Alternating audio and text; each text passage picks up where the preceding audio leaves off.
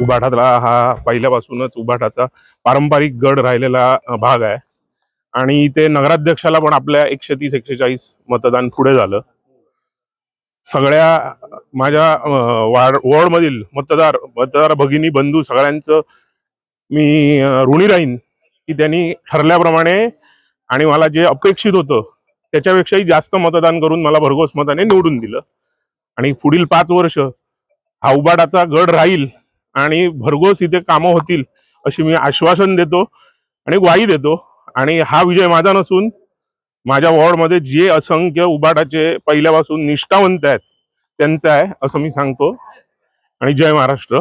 आलेल्या सर्व उमेदवारांना शुभेच्छा देतो आणि पुढील मालवणसाठी वाटचाल ही सर्व उमेदवारांकडनं ही निश्चितच प्रगतीची राहील आणि कोणत्याही प्रकारचं घाणेरडं राजकारण न करता मालवण या 4 शब्दासाठी सर्व पक्षातील आलेले निवडून आलेले जे नगरसेवक आहेत हे काम करतील अशी मी सगळ्यांकडनं आशा व्यक्त करतो. धन्यवाद.